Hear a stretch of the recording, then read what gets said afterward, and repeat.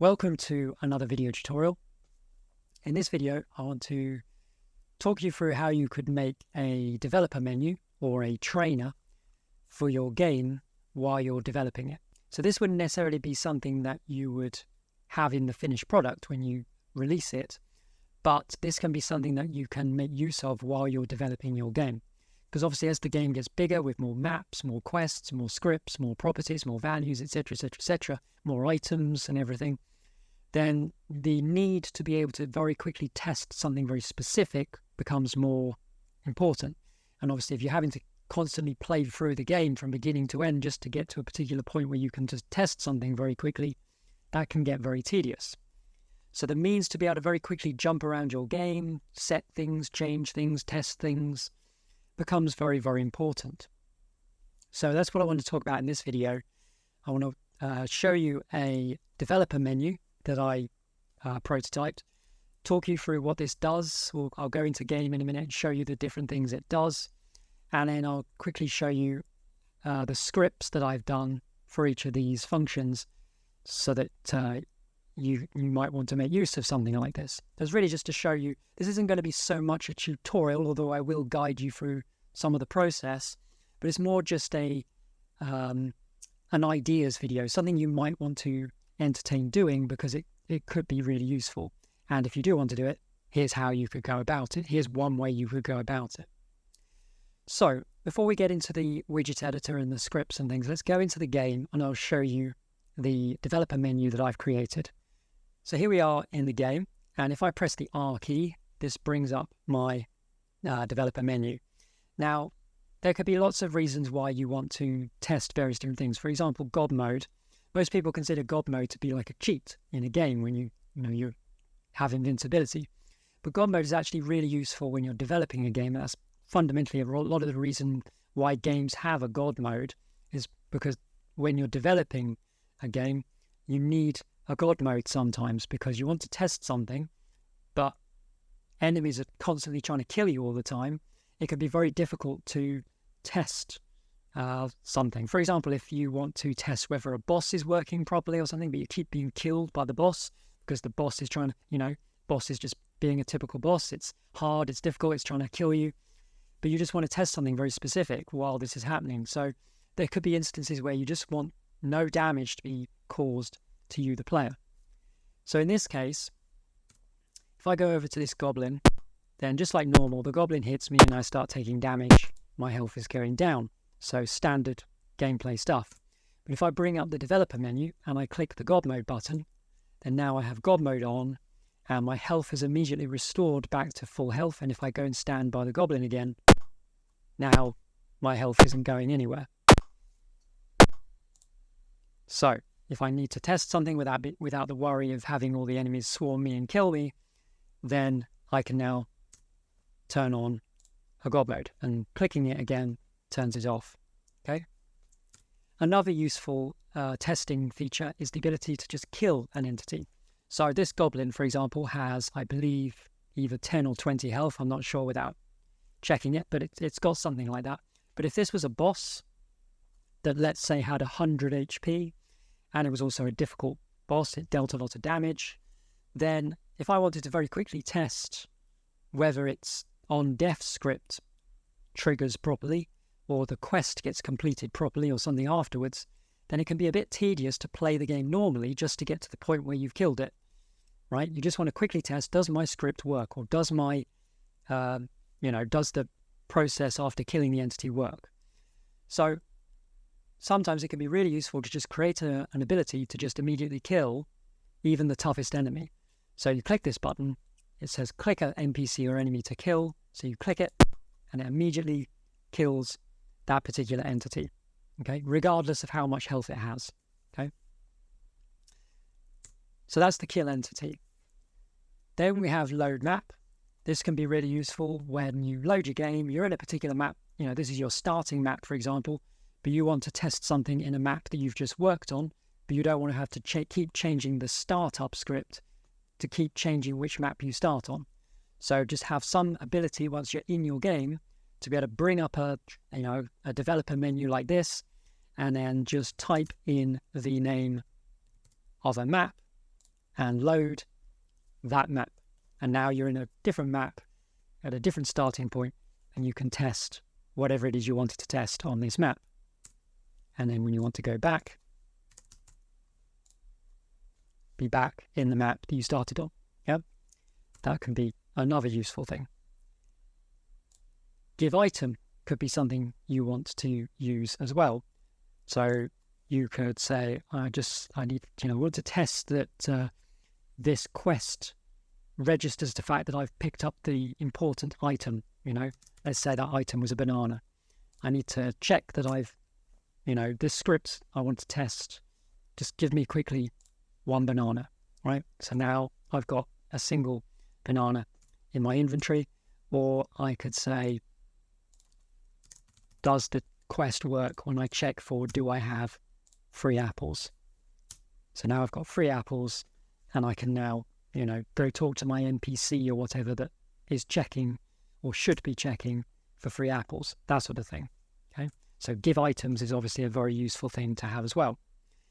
We also have an ability to manage quests. So if you pass in a quest ID, so quest 0001, for example, I can give myself the quest, and that will start that particular quest. So if I go to my journal, that quest is now active.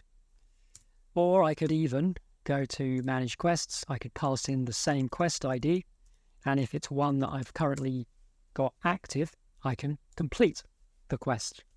So I can also test completion scripts. I can also test failure quests. So what happens if you fail the quest? Does that script work?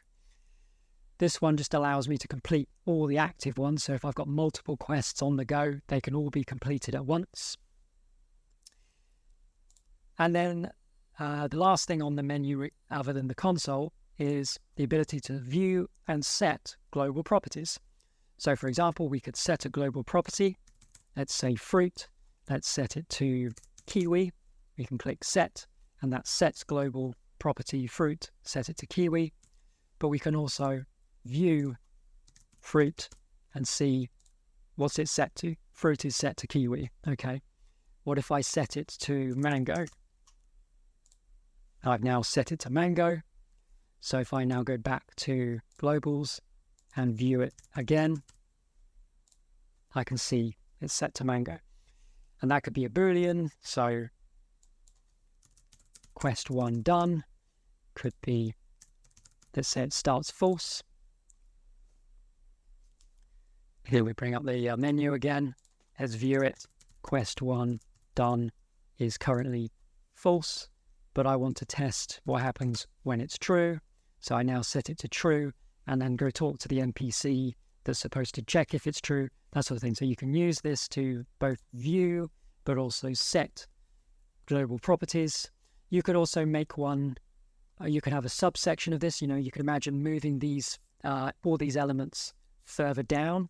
And at the top, you could have a duplicate set of these for entity properties. You would need 3 text fields though, because you need one for the ID of the entity, one for the property, and one for the value.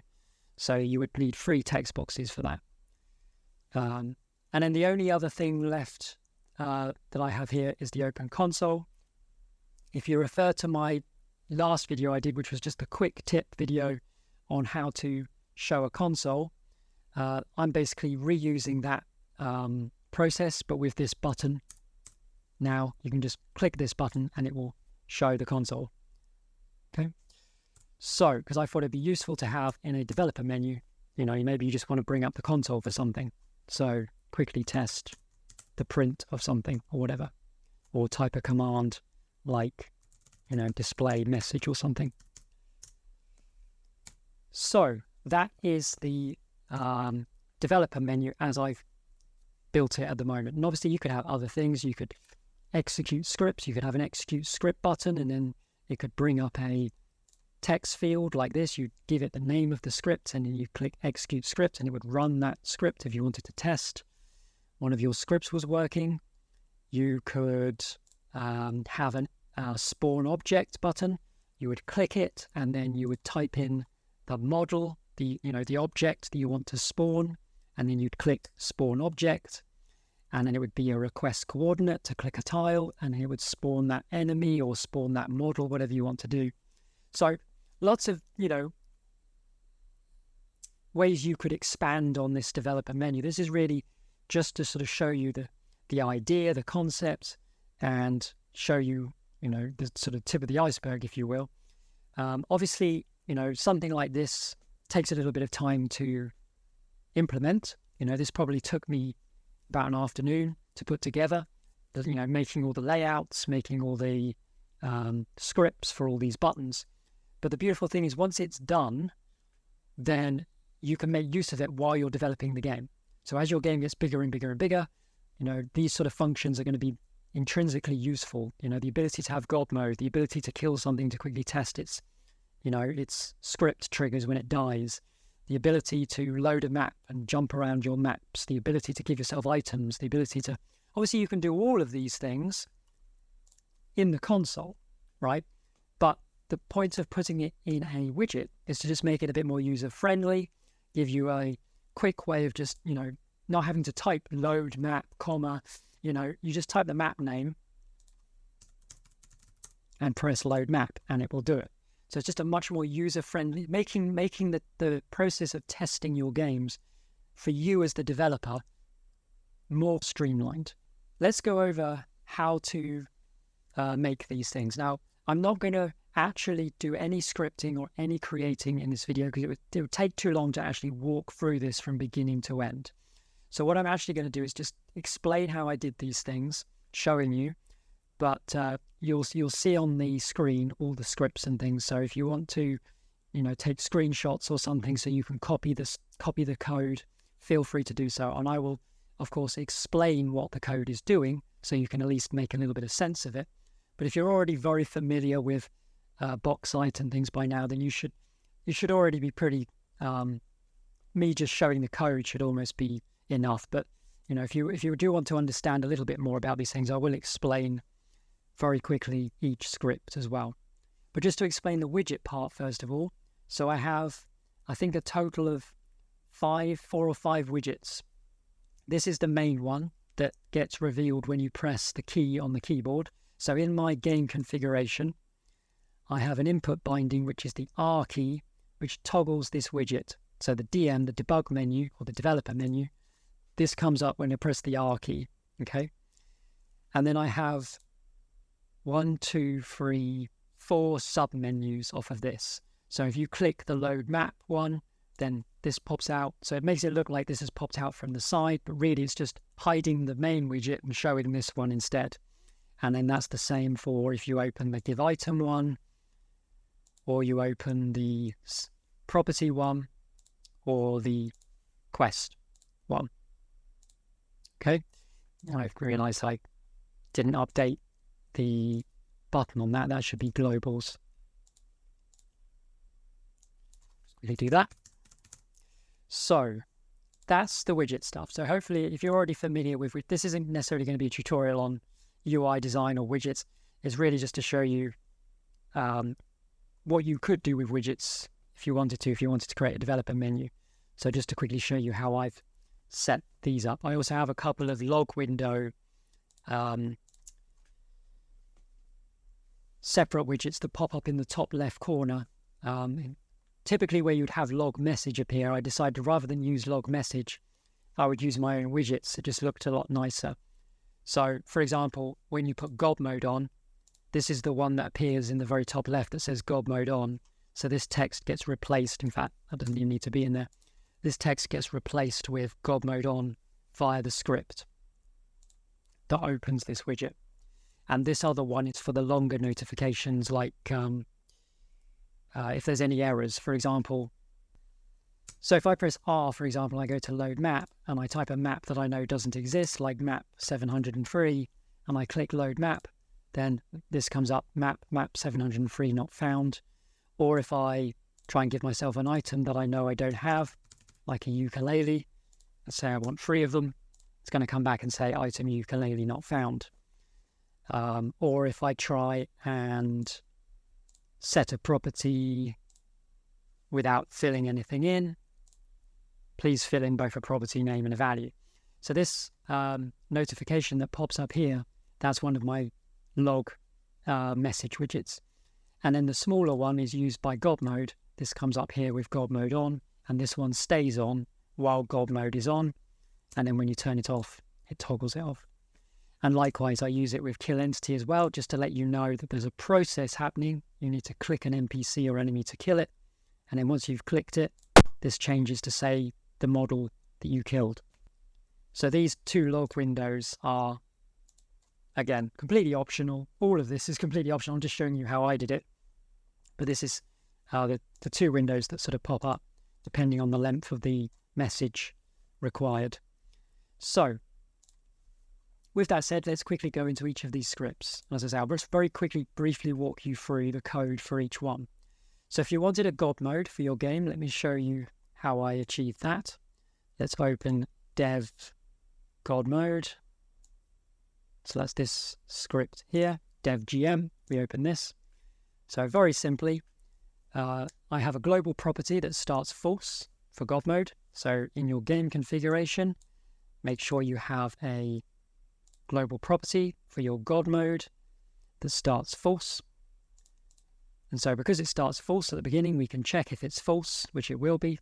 So the first time you click the button, this then just hides all the widgets, make sure that the debug menu in its entirety gets hidden. And then it sets that small notification window to say God mode on. And then it shows it. And it shows that message window. It then sets the God mode property to true, so the game now knows it's on. And then we have a while loop. This is the thing that makes it all work. So while God mode is on, or while it's true, if the player's HP stat is less than the player's maximum HP stat, then set the player's HP stat to the maximum stat. So every time you get damaged, it's going to automatically, every 0.1 of a second, it's going to detect that your health is less than the maximum, and then it will set it back to the maximum. Okay, so that's that. And then if it's already on, then the next time you click the button, this is what turns it off. If the global property God mode is true, then it hides the debug menu when you click the button. It then sets that property to false, which will then end this loop, because this loop will stop the moment the property is not true. So once we turn God mode off, this while loop will stop, and therefore you'll start taking damage again. And then obviously we clear out the log, small log window text, and also hide it as well. So you don't need most of it. If you just want a God mode script, this is the most important bit. Having a global property and a while loop that, while it's on, keeps checking if the player's health's gone down and then setting it back to the maximum. You don't need to necessarily worry about all the widget stuff if you're not doing it in an interface necessarily, but that's how I've done it. So that's the God mode script. Next, let's take a look at the kill entity script. That's this one here.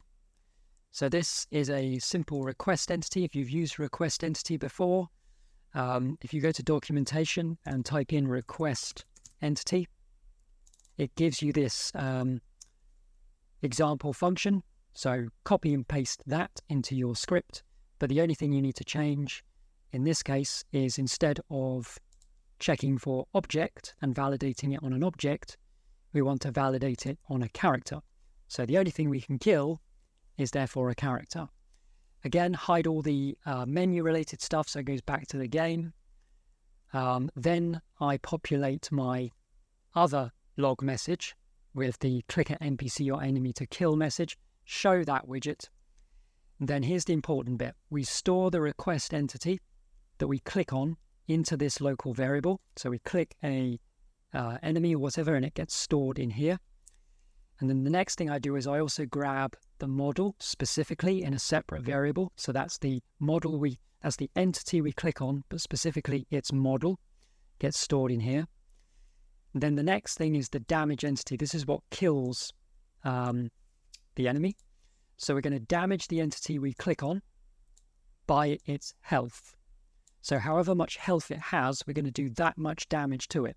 So if the enemy had 100 HP, then this script is going to do 100 damage. So it will just kill it no matter what health it has. So whether it's a boss you click on or a goblin you click on, it will kill it no matter what, because it will use its own health as the damage. So it will always do maximum damage. And then I use this local variable for the text widget, just so it shows me what model I clicked on and that I've killed it. And then I wait 3 seconds and then I hide that message in the top corner. And that's the kill entity script, very simply. Next we have the load map. So obviously load map brings up a different interface with a text field and a button. The button basically calls this script here, dev lm. And what this does is this first of all stores the text you type into the map name bit. So this text that you type in here gets stored into a local variable called lm name. Then I'm also using a local variable called map found, which starts false because we haven't searched for the map yet, so it can't have found it. So it starts false.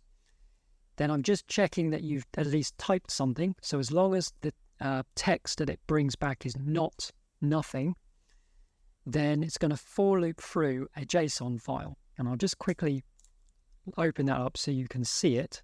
So in my project, in my data folder, I have a maps.json file. I open this with Notepad. Obviously, you could use a codex within your game if you didn't want to use a JSON file. And you would have a JSON that has all your maps in it. But it's much easier, trust me, it's a lot easier to put it in a JSON file. But if you wanted to do it in a codex, instead of data, you would do codex. You would create a codex first. So you'd have $mymaps equals codex, and then you'd fill that out with all the data that you'd need. You'd need your map names, you'd need your coordinates, you'd need your directions, would all be stored in that codex.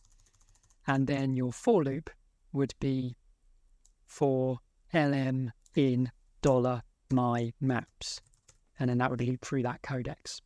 But in my case, I am going through this data file because I find it just, once you understand how JSONs work, they're just far superior. So I'm looping through a JSON file, grabbing everything one by one and storing it in this local variable. So the first time it loops around, lm is basically going to contain all of this. Okay. And then I'm saying if the name part of this specifically, so in other words, if this bit, battle map for the first one, is equal to the text here. So in other words, if the name you've typed into this text box is the same as the name it's currently grabbed from the JSON file, which for battle map, it won't be if you've typed, I don't know, overworld or something, then it won't match the first time. It won't match the second time, but then it will find it the third time.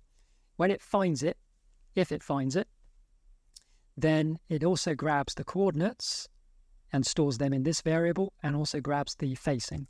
So it grabs these. So coordinate, it will then grab those. Facing would then grab that. And those get stored into their own separate variables. And then here's the important bit. Because I found the map, it did find it, then I set this to true. Okay. If it doesn't find it, then this will never get changed from being false. So if that's the case, then the last thing I do is check if it found it. So if this process did find a map, then this will be true. So if it is true, hide the load map widget. Ignore that. That's just for what shows the which when you press the R key, which menu does it show? We'll ignore that. It's got nothing to do with the actual workings of the load map. But here's the important bit. You then pass in all of these things we grabbed into the load map. So it's going to grab the name you typed as the map name, if it's found it. And then it's going to pass in the coordinates separated out as X, Y, and Z into the coordinate. It's going to rebuild them as an actual coordinate and then use the facing as the facing and load that map. Otherwise, if this is still false, if it couldn't find what you typed compared to what it was searching through the JSON file, then it comes back and says map what you typed not found. So it lets you know that, whether it's a spelling mistake or whether you just don't have that map, it will let you know by showing what you typed, because obviously it might be a spelling error, so you can see that yourself when you read it. It just shows you that it couldn't find it. And then it shows that for 3 seconds and then clears the screen. And then at the very end, I clear away the map text that you typed so that you can type another map in later. So that's the map script. Okay. Hope that makes sense. I'll leave the code on the screen for a second if you want to take a snapshot or something of it. But hopefully that makes sense. As I said, if you've done any of this stuff remotely in Bogsight before, this should all be very familiar anyway. It's really just the concept of putting it all into a widget. And then the next thing we have is the give items. So that would bring up, where is it? Give item. That will bring up this widget, which has an item name box, an account box, and then a give item button. And that button calls this script. So this one has something important you need to be aware of. The item name, first of all, gets grabbed by what you typed in the first box. So this becomes the local variable item name. So item name grabs the text you type in that widget. But what you type into this box needs to be a number, right? So when we store what you type into this box, we need to store it as a number. So you wrap the widget retrieval command inside num brackets, like that, so that whatever's inside that text becomes converted into a number. Okay, so that guarantees that item count, the local variable, will be a number variable rather than a string variable. Because everything you type, by the way, should point this out, everything you type in a text field widget element is always stored by default, unless you specify otherwise. By default, it's always a string. So no matter how you type it, even if I was to type the number 5 into this box, when it stores it, unless specified otherwise, it will store it as 5 like that, which it will be wrong because that's a string. What we want is the number 5. We want it to be stored as a literal 5, right? So you have to specify that this text should be stored as a number rather than the text 5. Yeah. And then just like the map, we're checking if you found the item. So start with false at the beginning of the search. Again, I loop through a JSON file. Again, it's just much easier to loop through external files. The items JSON file is very simply just an array. Inside the JSON file, it's just an array of just the item IDs. Okay, so I just go into my items editor in RPG in a Box, grab all the item IDs and store them one by one in a JSON file. So I loop through that, and X will basically be every ID one by one. What I do first of all is store in this local variable, looking up the ID but getting the name of the item. So by doing item, I can then look up that item in the items editor. That's what this item, this is an inbuilt codex of all the items in your items editor. So by passing in the ID that it's currently on through this, that will look up that item. So it'll be the equivalent of saying item 0001. So it will look up that ID using this, using the inbuilt codex, and it will grab specifically item 001. So in this case, that would be the sword. And because this is all the information from the items editor, I have access to things like the name, the description, and all of that. So I can specify store the name of the item in this ID. So look up the item, and if you found it, grab the name. And then I check if the name that you've just got back from the item is the same as the item name that you've typed.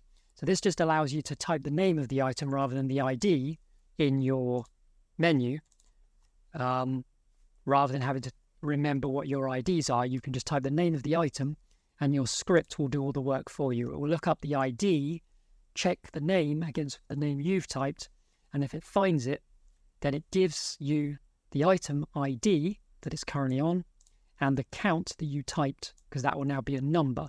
So it can successfully give you that item. And then I have a couple of sort of notifications, hides the widget, but it also sets the text, this amount and the name has been added to the inventory. So 5 bananas added to inventory, that sort of thing. And then show the widget, and then sets the fact that you found the item to true. And then later on, if you didn't find the item, then instead say item name not found, and that will show you what you typed, so you can see if it was a spelling mistake or something like that. And then clear the text at the end, so you're ready to type in a new item and count the next time you open the widget. Does that make sense? So that's the give item script for the give item button. Next, we have manage quests, and that opens up this one. So this simple single text box takes in the quest ID, and then you have 3 buttons that do 3 different things based on that quest ID. So this is actually very simple, and all 3 scripts are pretty much identical to one another with a few key differences.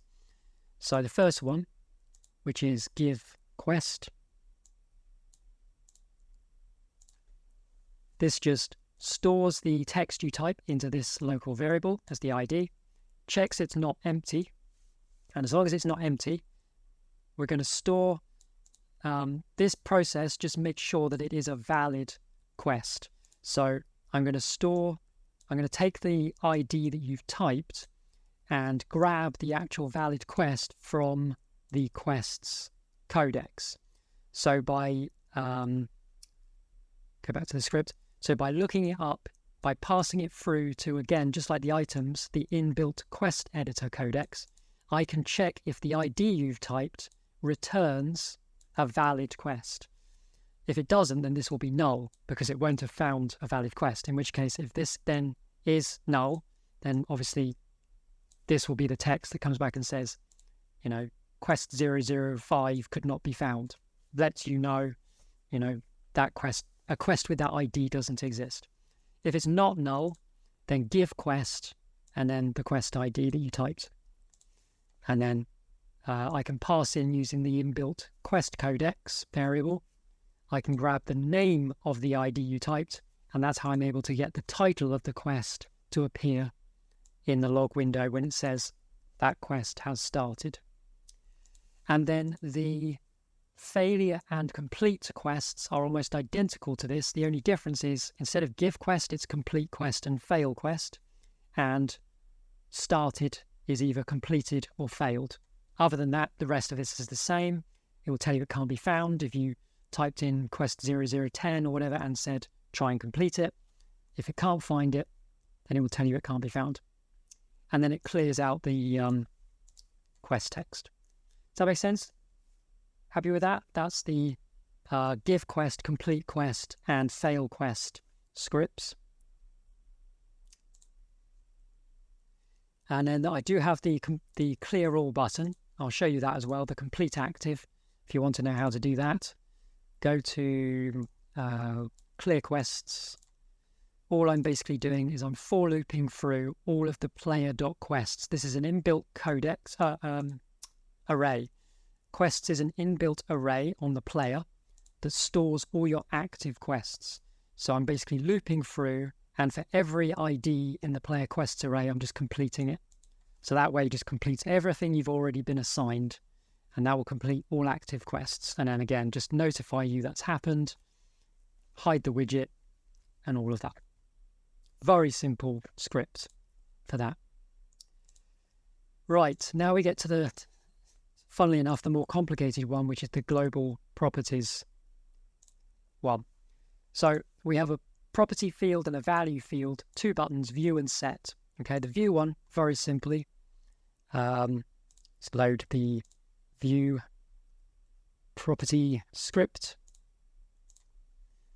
So all I'm doing here is, well, you can't see it because it's hidden, but there's also a text label here. This is where, when you view the property, this is where you see it.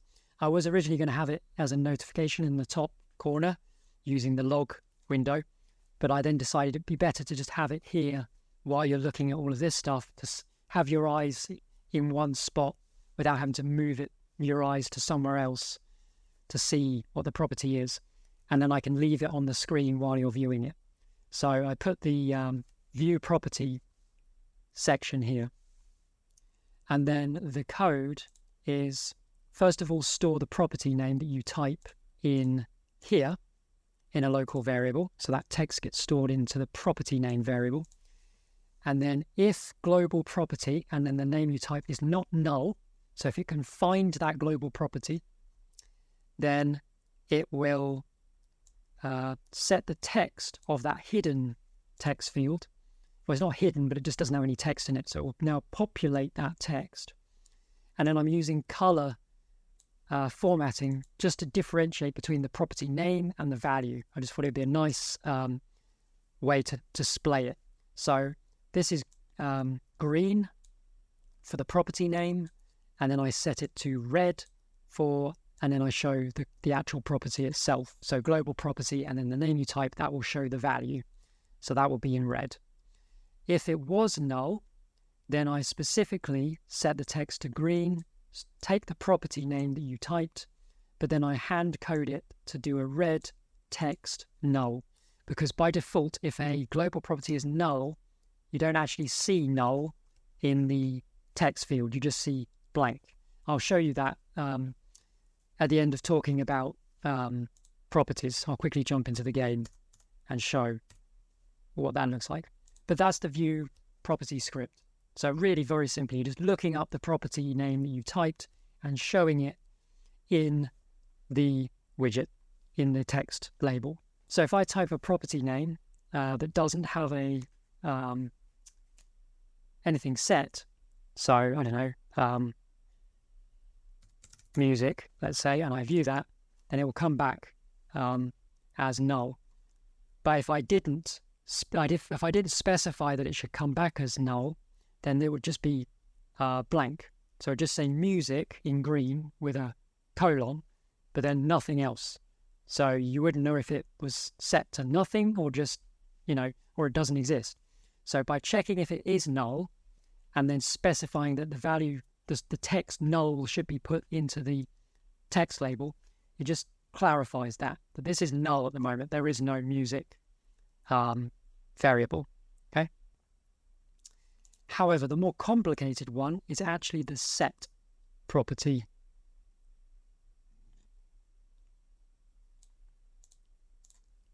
As you can see, this is a bit of a longer code. Now, it doesn't have to necessarily be this long. I was just messing around with making sure that you fill in the fields properly. But as this is going to be something that you are going to be using, obviously you would assume that you know how to use your interface. So you don't really need to do all of this stuff. So you could minimize a bit of this. However, some of it is still relevant, and it's important to discuss, because if you are going to implement a property setter, there's some things you do need to be aware of, as I say, when it comes to filling in a value in a text field, okay? Because again, remember what I said about numbers? They always get stored by default as a string. Now that's fine if your global property is a string, but what if it's a Boolean or a number, okay? I haven't even touched arrays or codexes. So this property globals thing doesn't support arrays or codexes. It was just too complicated to think about how to get that to work. So if you want to change a number or a Boolean or a string, you can do that with this script. So first of all, what I do is I store both the property name and the value from those two text boxes, so these two, into two separate local variables. I'm then grabbing the first character from the property name and the first character from the value. So this basically will grab the first letter of both of those. So if I type number, the word number, into here, and I type 27 into there, then this will be the letter N because I typed number into the property field, and this will be 2 if I typed 27, right? So I'm just grabbing what's the first thing you typed in these two boxes as a separate local variable, okay? I'm also then building a quick numbers array, which is just the string of the numbers. So these aren't actually numbers, okay? Numbers would actually look orange like that, okay? I'm storing these specifically as strings because when you type into a text field, it will always be automatically a string. So I'll explain a little bit more about this array when it comes up. But here's where I'm sort of doing a bit of sort of error capture, but you wouldn't necessarily need to do this if it's your menu, you're using it, you know, you just make sure you fill things in properly. But I'm doing it nonetheless. I'm checking if the text isn't null, but I'm then just checking, have you typed nothing? If you've typed nothing, then it should say, please fill in something, you know. As long as you have to type something, then I'm checking, first of all, if the word that's come back as what you typed as the value is the text true. If that's the case, then that means you typed true into the text box, but it stored it as that, which is wrong because it's a string, but it needs to be stored as that, a Boolean. So what I'm doing is I'm checking, has the string true come back? Have you typed true into the text box for the value? If you have, then I set that global property. So global property, looking up your text. I look up that property, setting it to an actual Boolean version of this text, okay? So get rid of that. That's what this is doing. So it's checking if you've typed true, then actually set it to a Boolean of true. Otherwise, if it detects that you've typed false, then it does the opposite. It sets it to a Boolean, but of the false value, okay? And then here's where we get to the numbers, okay? So I've taken the first character of the value. So if I typed 27, that would be a 2, okay? But it would be stored as 2 like that. So what I do is I check if the numbers array, i.e. this, contains the first value character. So if it looks up this and finds it in this array, then it's a way of checking, have you typed a number in, you know? So if the string gets found, if the first digit is found in the strings digit array, or the, you know, it's the array of digits but as strings, if it finds that amongst these, then it means, right, you must have typed a number in because it's the first digit of what you've typed is apparently a number. So if the numbers array contains a number that you've typed, then set the global property to num the value text. So if your value text was 27, then the num around the value text variable will convert it to 27. Does that make sense? So that's how I'm then detecting that you've typed a number. So convert it to a number if that's the case. And then this is just checking if you've typed space. So if it detects the first character of the property name and the first value or the first value character is a space, then I'd come back and say that's not allowed either. You have to start by typing something. Again, error capture. Don't need to do that kind of thing. If you're the only one using it, you can simplify this script a lot more. And then the very last thing is if all of that's fine, so if it's not a Boolean, if it's not a number, then assume it's a string. So just set the global property to the value, and then that will set it to a string and set it to the string that you typed, okay? And then, again, more error capture down here, and then clear everything. So this is the longest script out of the bunch. And really, most of it is error capture, although the important thing to really highlight is converting to Boolean and converting to a number. Otherwise, store it as a string, okay? You do need that because if you want your global properties to be more universal, like this could be a Boolean I type, this could be a number I type, this could be a string I type, you want it to be, rather than having a box for each of those types, you just want to be able to type a value in and have your script be able to check what is it? Is it a number? Is it a Boolean? Is it, a string? And do all of that for you behind the scenes. So that's why this script is a little bit more in depth than you might think it would be to just set a global property. But that's because a global property could be many different things. So you just want to make sure that it can detect what you've typed and therefore what you might intend to have in there. So if you type the word true, it will only ever store it as a Boolean, because it assumes if you're typing the word true into here in the value box, then it must be to set it to a Boolean of true. So that's what it does. It checks for that specific word, and if it is that word, then it doesn't store it as a string, it stores it as a Boolean of that word. And likewise, if it was false, it stores it as a Boolean false. If it detects numbers by checking the first digit and seeing if that's a number, then it assumes the rest of it's also a number, so it converts it to a number. Obviously, you could break your system by typing 2 and then the letter J or something, so 2J, because then obviously the rest of it wasn't a number. But as I say, this is for your benefit. This is not, for the end user to use. This is just so you can quickly make a global property setter that can set whether it's a number, Boolean, or string. It will do it for you. So I hope that's clear. But that's the number. That's the set global property script. And then the very last thing, again, if you saw my previous video, you already know this, but the Open Console button, when you click that, it triggers Dev Console. It calls this custom function.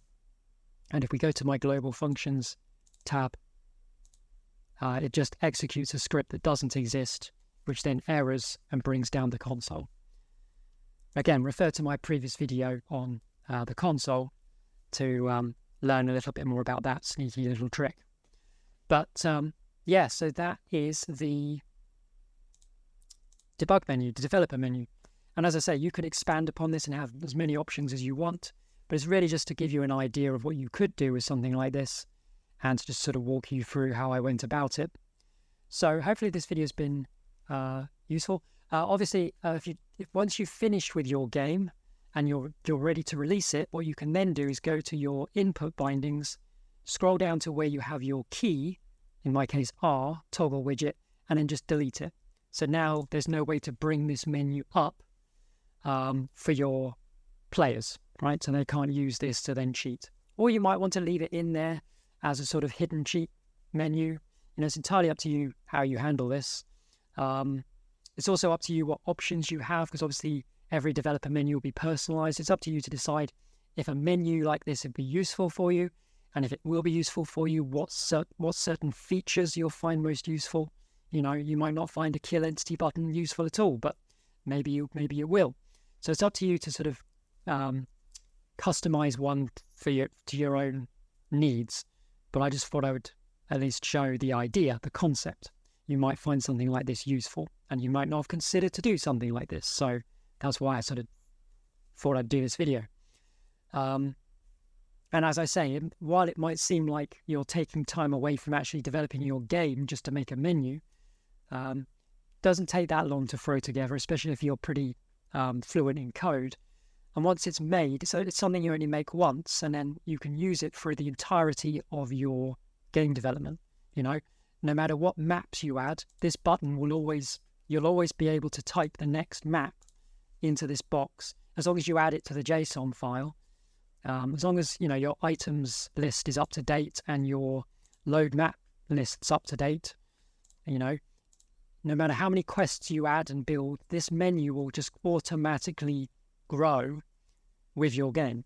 So you only have to make this once, and then you can make use of it throughout the entirety of your game. So it could be something that you find actually quite useful to have. So that's why I mention it. There